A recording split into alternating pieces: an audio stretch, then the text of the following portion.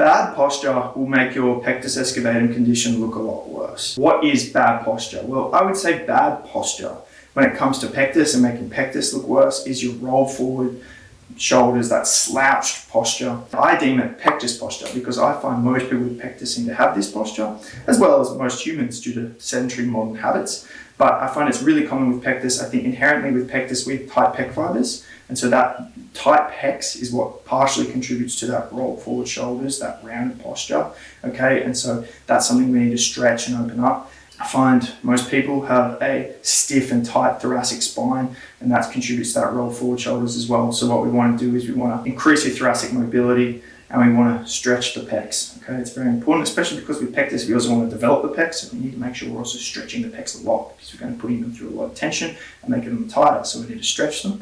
And we also need to strengthen the back as well. That's important as well. That'll ultimately really improve that roll forward shoulders posture, which really does make the pectus look worse. Like if you just look at me standing here, so if I just go like, this is like forward head, roll forward shoulders, lacking confidence, you walk around like this, makes it look so much worse. Whereas if I go shoulders back, confident, it looks so much better.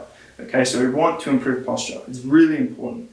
And if you look at some of my client results, I'll show you here, like posture is one of the biggest things, aside from changing their body composition, but posture is playing a massive role in making their pectus look a lot better in these before and afters. When it comes to pectus, it's also not just about the sunken chest, it's often the rib flare. And I find the rib flare makes the sunken chest look worse as well. If your ribs are flaring more, it makes the indent appear deeper.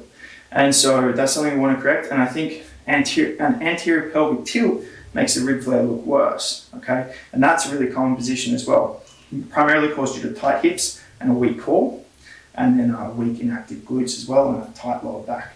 And these are things we can really address with training and stretching as well. So I program a lot of hip stretches for my clients. We train core regularly, okay? It's like almost every day for my weight training with my clients. A lot of glute exercises in their leg programs, and some stretches to release the lower back as well. Now, I just want to say that posture is not some stagnant thing. So you can't really like fix posture and be in permanent good posture. Like when I'm in a deep workflow, I'll round over a bit because I'm just in that flow. Okay, posture is not some stagnant, steady, once thing. Okay, it fluctuates depending on the day, depending on the task.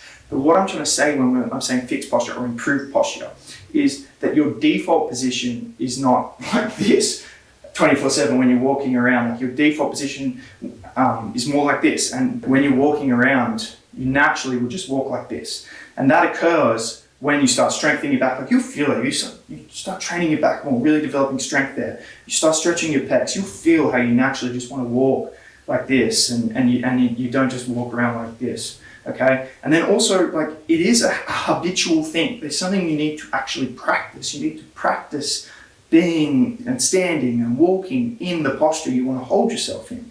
Okay, if you're always used to holding yourself like that, regardless of how strong you get your back, if you always do this, it will still probably be like this. It might be easier to be like this, but you'll still probably resort to this. So you do need to actually train the habit of standing and walking and sitting and being in better posture as well. I hope that helps you guys understand how posture impacts pectus, okay? Because it really does, and it's something that we can improve through training and stretching. It's something that I prioritize within my clients' programs.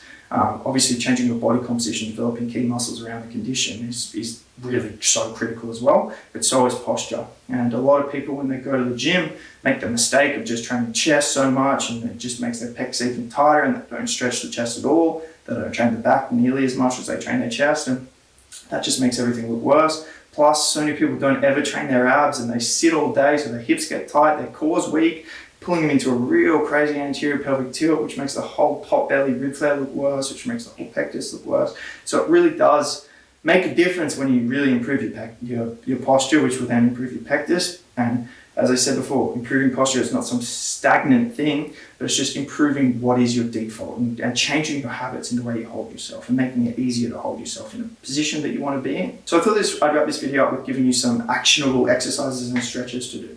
So when it comes to the roll forward shoulders, okay, as I said, we want to stretch the pecs. So a good stretch to do is a doorway chest stretch and a band pullover chest stretch, okay?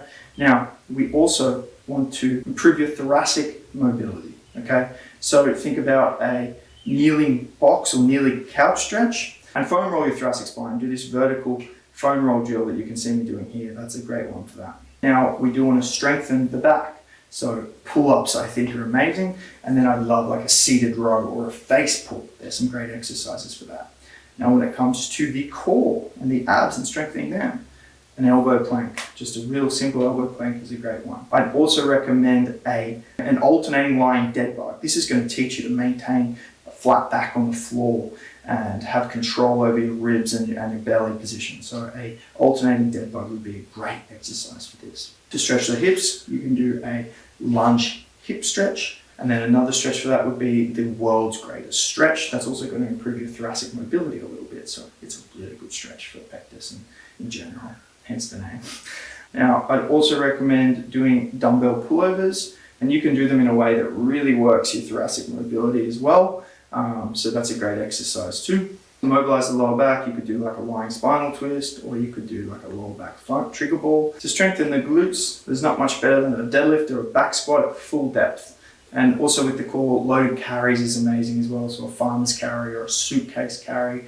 And whilst you're doing the carry, you'll stand in good posture too. So that's a really good drill for pectus posture as well, and for strengthening the core all in one. So that's my video on improving posture for pectus excavatum. I hope that really gives you like a complete guide on what to do, how it impacts you, and really makes you understand why you should be focusing on posture if you want to make your pectus look better. Thanks guys. If you're interested in coaching, links in the description.